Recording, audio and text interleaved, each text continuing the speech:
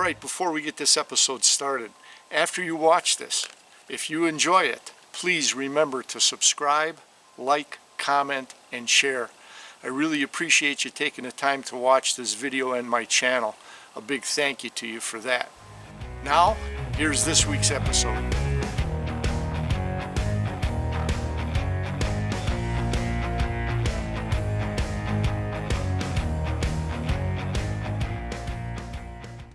Time seems to stand still in the dead of winter. Another pre-dawn winter morning atop the ice. There is a stillness in the frigid air. The sun is not yet risen, but casting light over the horizon. We welcome the tranquility of the early morning. Only the sound of the breeze sifting through the shoreline pine trees and the occasional eerie sound of the ice cracking with its echoes through the depths below the ice. And the world below the ice? Looking up, fish observe a thick gray ceiling of ice. Below them, a peaceful, dim green hue abounds in the water. The water is clear, as the ice has sealed it off from the wind-churning waves and runoff. We've come a long way since the turn of the century during the years 1998 to 2002. Equipment and tactics have taken a huge leap forward. Enhancements in portable ice shelters, depth finders, tip-ups, and certainly the largest variety of tackle options for ice fishing. Plus, the advancement in warmer clothing has made ice fishing a popular winter activity in northern climates.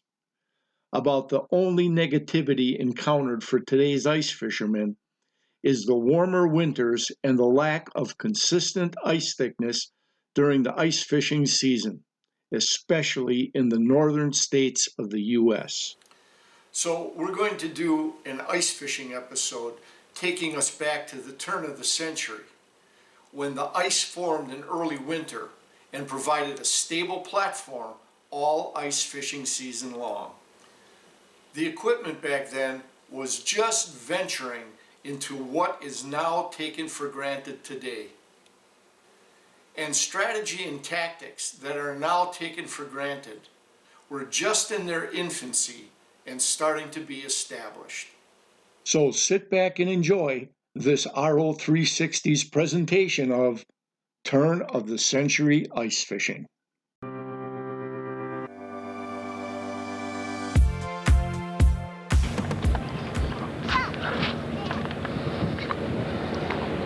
Go behind it so I can see you guys. I'm pretty sure it's a fish too, because I watched the thing spin.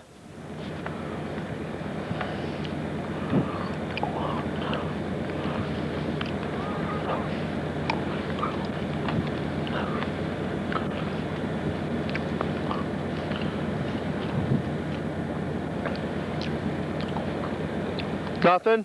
Okay, who's gonna bring it in? Okay, you guys, you take turns. Come on this side here. Over here. Over on this side of the hole. Both you guys, bring it in. Easy, easy. Come on, Zach, help him.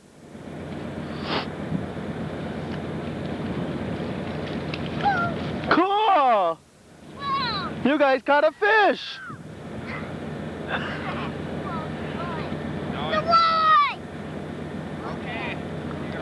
It's a northern. Can you swallow it? I can see the hook. You gotta help me! Needle nose? Yeah. Yeah, hang on. Put him in the... Put him back in the hole now.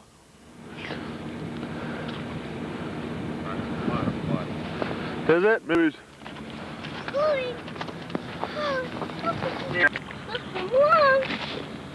You can only go forward. There you go.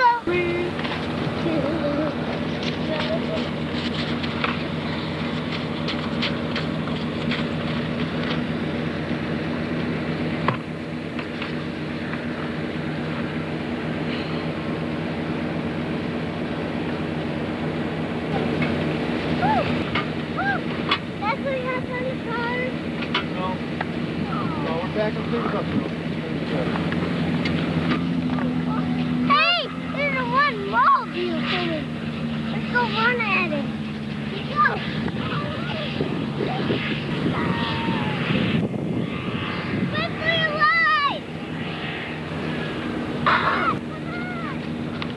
Zach, come on.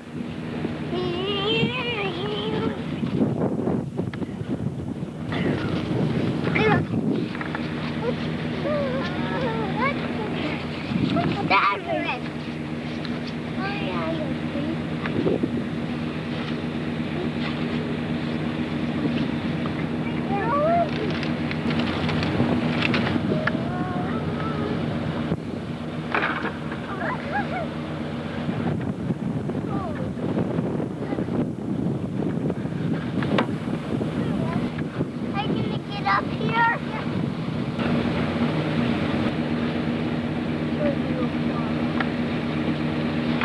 Yep, there, Steve. Whoa,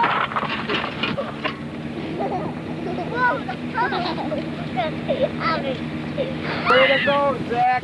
What'd he do? He stepped in the hole. Get him on Steve. What happened, Zach? He stepped in the hole. He went down all the way in the hole. Is your boot wet? Yeah, he's gonna be wet. It's gonna soak in eventually. Is your boot Why wet? don't we fire up the car for him? You have to stay in the car now, Zach. With the sun setting and a full day on the ice catching some fish, running around all day, and getting a soaker by stepping into the hole on the ice, I'm sure Stephen and Zach will sleep well tonight. After a good night's sleep, morning found Stephen and Zach in the farmer's field next to the trailer and hunting property, raring to go. Before heading home, some physical activity is required so the boys would rest on the long drive back. You guys, we better give him a rest. Should I bark?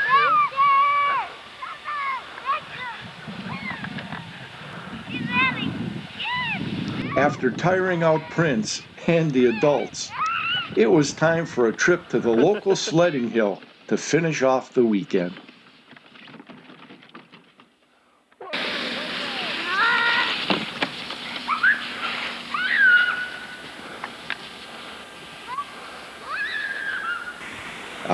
Such was ice fishing in 1998 with young outdoorsmen. Whoa, good run. Yeah.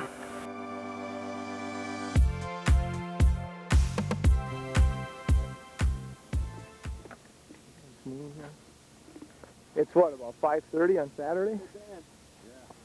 Bring your players in 502. 5:02. Set up on Hancock. Not too much action. Stephen had some perch. I had a bluegill. With pup strung all over here. And on this side, kids were fishing over here. And the shanty is set up over there. The ice shanty mentioned is a homemade one, built by my brother-in-law Craig. The front and back are built from thin stock plywood, with the front having a door and plexiglass window.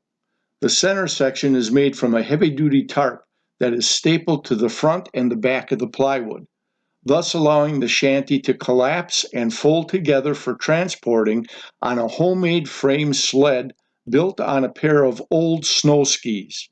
When folded up, it is no thicker than 4 to 5 inches. The frame for the shanty uses conduit poles along the top and bottom, reaching from front to back on the plywood, thus holding it open. Its open dimensions are 6 feet across by 6 feet high, with a tarp length at 6 feet. This shanty can comfortably house 3 ice fishermen and all their gear while fishing.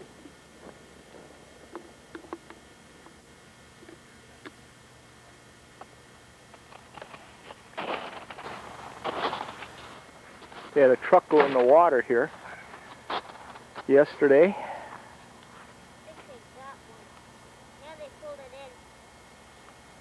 And there they got the area roped off here. That may be where the truck went in. It's all roped off over there.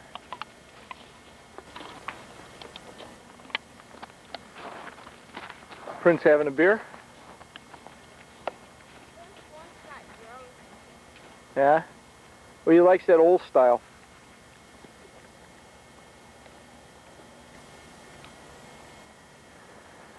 So we're going to stay out here till 7 or so, see if the fishing would pick up at all. And then we're going in for pizza, shoot some pool.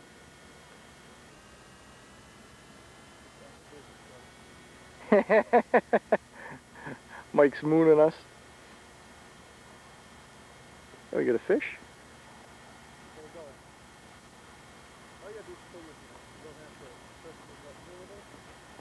I guess not. Just tip up must have went off.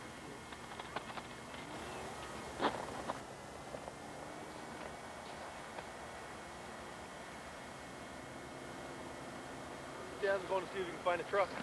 Is he walking down there? Oh wait, this may be America's Funniest Home Videos. Let me zoom in on him just in case he goes in. All right. I'll get a quarter ready. We'll toss, see who goes to rescue his ass. Oh, Dan's walking right up to the edge to check it out.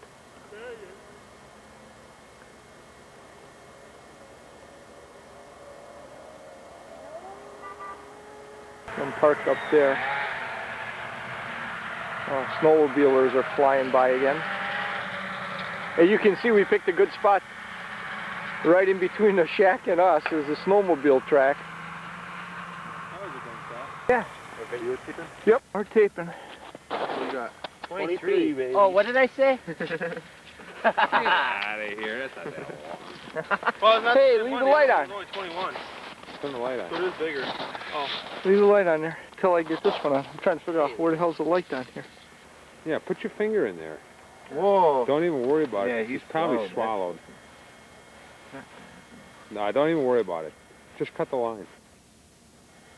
Josh, cut the line and we'll get I him when can we see clean it him. right here. Put your fingers in, Little Josh. fucker. Yeah, see? Cut the pliers off, too. Good one, buddy, good one. Did he get you, too? pliers back. Hey, you. Look at this. Oh, man. He's got... That's what we need is the spreaders out here. Yeah. I got spreaders in my box. Yeah. Josh, put your fingers in and spread the... Yeah, Spread just the jar. burn them apart. All right. Just like Gillespie did. He reached in there with his glove. Remember that one? Yeah. I can show you some... There. There you go. Don't ever put your fingers in northern or muskie's mouth. You know that now. I had it happen to me accidentally. Did you have a flag on that, Leon? No, no flag at all. In fact, I tripped the flag to pull it out, and I felt him on. Yeah. So it didn't even set. swallowed It didn't even set He the flag. took it, swallowed it, and he just sat there. Never went Yeah. anywhere. Ooh, here, get a light in there. Oh, you won't even let you put them in there. I got news for him. That's right, we Just got let it it on go. tape, though. Just let it go. He'll be fine. We'll get it out when You gonna take him in? Take it. Yep. Sure. You know how to Take care. Take care of the tip up. You had to wipe Mike. it on my sweatshirt? Do you know how to clean an order? Next Next question is, do you know how to eat an order? Oh, that's Dan's. You'll learn. Dan's and Craig's tip up. Swallow very gingerly, John. Stay here with the light, Dad. You gonna, you wrapping this up? Yeah. Yeah. Okay, yeah, I got Steve. I wouldn't want to now because we're nailing fish now. Yeah, to be out here. These guys want to go shoot pool. No, Steven's feet are cold. Yeah.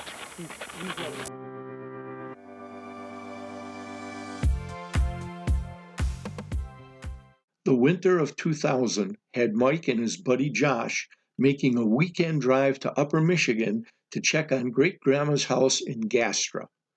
Grandma, being in her late 80s, has been spending winters with the family in southeast Wisconsin. And as long as they were driving north, they figured on an ice fishing trip. Their route to Upper Michigan took them along Highway 139 in Wisconsin, which then turned into Highway 189 in Upper Michigan, leading to the small town of Gastra and Great-Grandma's house. They noticed many lakes east and west of Highway 139 and decided to check out what would be the best lake. They figured they could squeeze in about 3 hours of ice fishing on the right lake on their way home. The first lake on the map, Duck Lake, was just a small pond-type lake fed by Duck Creek. No good. Next, there was a set of lakes west of Highway 139, Stevens Lake, Lily Pad Lake, Wapoose Lake, and Little Lake. But drive time west of 139 would take too long. Not good either. Next, east of Highway 139 was Lake of Dreams and Reasoner Lake, but again, too much drive time from Highway 139. Then there was Fay Lake and Halsey Lake, east of 139. A little closer drive than the previous lake, but then they noticed Long Lake on the map and saw that they'd be driving by it. Long Lake was literally right alongside Highway 139. So they did a little research checking maps and obtaining lake data. At first glance on the map, they confirmed lake access was just off Highway 139, and the North End Basin had the deepest water on the lake, a key to holding fish during winter months so that they wouldn't have to spend time moving all over the lake looking for active fish. They also found out that Long Lake hosted an ice fishing tournament every year. Their research showed a nice pike and perch fishery, and that fishing is better in the winter because of dense summer weed growth. Also, the pike average size was around 20 inches, with the potential of a 40-incher being possible. Plus, the perch averaged 6 inches, going up to about 9.5 inches. And pike and perch were the vast majority from a 1988 trap net survey. It seemed like the perfect lake for a quick stop in a couple of hours to ice fish on the way home and offer up their best chance at success with the limited time available to them. What? It's too dark. What's her The sun. There, now I can see you. Little pinky dinky. Josh's first fish of the day. Oh yeah. Josh won, Mike none, and he owes me $1. Yeah, we bet on the 2 tip-ups. Here, let me zoom in on a fish a little more. How big is it? Maybe. 14? Yeah, 13, 14. You want to keep them or no? No. It's a little one. Alright. It's fat though. Really fat. We've been out here for like 3 hours, like 14 inches of ice. Off we go. It's all slush. There's like 3 inches of slush on top of 12 inches of ice. Hey. You can't get out of the hole. Oh, it's hard to walk with the camera. He's gone. Well, we'll see you guys later.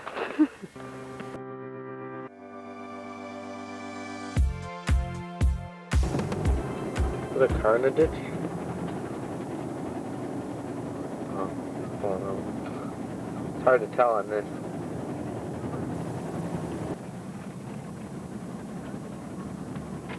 See, somebody plowed us out. He plowed me a little bit. We mean a little bit. He plowed you all the way to the... That's pretty neat of him. I'll back in.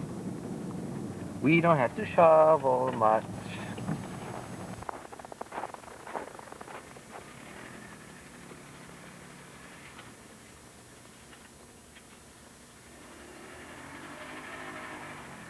Hey, Daddy's coming to talk to you. I'll park this. We get here and our neighbor saw us coming and he hopped on his four-wheeler with the plow and came to plow us out. So we don't have to have a shovel. Dad was all worried. Oh, it's a shovel. With my neighbor Russ plowing us out, we were able to get unloaded and out on the ice by mid-afternoon. Jigging a couple of holes provided a handful of bluegills and perch, mostly mid-size, but one nice bluegill in the 11-inch range and a couple of perch at 9.5 inches. As the sun set and darkness approached, we started to get tip-up action, but we didn't have any hookups. We packed it in and headed out for supper. With us icing a few panfish yesterday, and this being a quick cabin check, We were packing up the next morning for home and getting an early start. Oh, hi. Did you tape that? Yep. You see, we were walking ice. It was real thin right in front of the cottage here. Is it still snowing? No, it stopped. This was kind of open, and I had used that bar to test the ice, and that bar went right through right there from where I was standing, so we just backed up. And then we walked along the shoreline. I spotted that snowmobile trail out here. We went out on the snowmobile trail then. I figured that was good ice. But still, there's about, what would you say, Mike, about 3-4 inches before you hit the good ice, the solid ice out there, between snow and slush on top of the ice? Yeah, there's about 3 inches of crap. Yeah, so I mean, my boot got a little wet, some water seeped in once. So we're getting ready to go. It's 8:30, we clean up, shut everything down, and then head home. Sandy and I arrived later that month for her first ice fishing trip. But of course, I had to compromise and take her shopping in town. Well, we needed some groceries anyways. Say hi. Hi. We're gonna go bumming. Ooh, I brought sugar. Oh, And okay. The next morning was crisp and clear as the sun rose over the tree line, creating a rainbow effect on this picture. And by crisp and clear, I mean crisp in the 12 to 14 degrees below zero range. What a day for Sandy's first ice fishing outing. This past Christmas, I bought her some quality warm clothing and boots in preparation for the cold weather. But this was extreme weather. Snow cover was at least 8 inches deep that I had to shovel through before hitting solid ice. Then, notice the hand drill in this picture? At this time, I had still not bought a power auger. Today, I wish I had, as even with 8 inches of snow cover, I had to hand drill through 10 inches of ice. Sandy was a real trooper out there in the sub-zero cold, and with the sub-zero temps, the fishing just shut down. Using my new underwater camera, I did, however, manage to get some video of some very neutral pike. Normally aggressive, but not today. The last video was as close to a bite as I had all day long.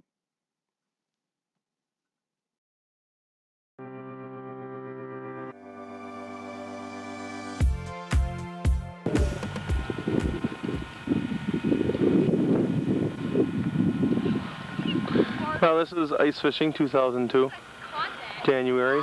Sorry about the movement. We stopped in by Ansukki's. Tim and Krista were up. Tim was already out here ice fishing. Had one on the line. Lost him. Sticking with it. And we've had a few flags go up and some fish, but on the lines, but we've lost everything we've had so far. And this is Pettenwell flowage when it's froze over. Got 14 inches of ice, so safety factors fine as far as falling through. A little bit of open water on the shoreline, but nothing. But the water's only 6 inches deep there either. Anyways. And there's Leon, and he's still fishing. In 2 hours from now, he'll be still fishing. In 4 hours from now, he'll be still fishing. And the weather out here is gorgeous. I'm out. I got my sleeves rolled up. Every once in a while, a little bit of cold breeze will blow through. But I've got my sleeves rolled up. We're out in the sun, and it's just beautiful. So it's probably, I gotta say, it's probably 55 degrees. There's Leon. He's still fishing. And I should have brought the tripod, because then Could have just let it run. Snowmobiles and ATVs are out here too. Like I said, the ice is 14 inches thick, so it's not an issue. See you, bye. There we go, we're rolling now. We're rolling. They're back fishing now. Now the bite's on. It's now what time? I don't know, I can't see my watch. I can't see mine either. Here, Steven, push my sleeve up. What time is it? Gotta be 5. No, 4:30? 4:30? Can you read that? 20 after 4. Okay. So about 4:15. Yeah. 4:15, 4:10. And right in the shade too. The farthest tip up out where the shade's starting to come in. Yep. Sun's starting to set, now the bite's on. Nice walleye, nice fat, healthy walleye. Yep. Okay, let's go. Let's get some more. Let's pack it up and go home now. It's gonna get dark. Look, they're both fishing now. Yep. I'll leave the tissue. I'm thinking. We'll pile up. Renewed enthusiasm. Alright, well I suppose we're gonna get fishing now. Maybe I'll try and set this up so we can just pan and keep eye on the action. I had a few taps and on the tip-ups out here, one of the tip-ups out here, and then all of a sudden we looked and had one going. So there's our first fish for 2002. There we go. Penwell walleye. I hope you enjoyed our little trip back in time to ice fishing at the turn of the century. Hey, thanks for joining us, and we'll catch you on the next video. Feel free to comment below, or if you don't want to comment in the public eye, we can also be reached at rappinoutdoors360@gmail.com. Now, if you know somebody you think might enjoy this video series, please feel free to go ahead and share this video or this link with your friend. And as always, whether you fish or hunt, remember, practice CCR. Catch, conserve, replenish. Make sure that that resource is available for future generations. See you next time, guys.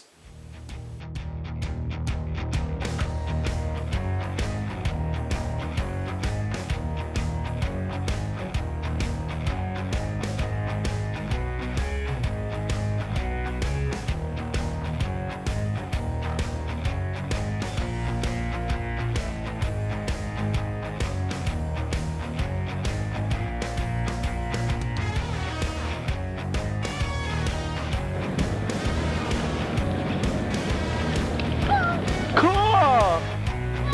You guys caught a fish!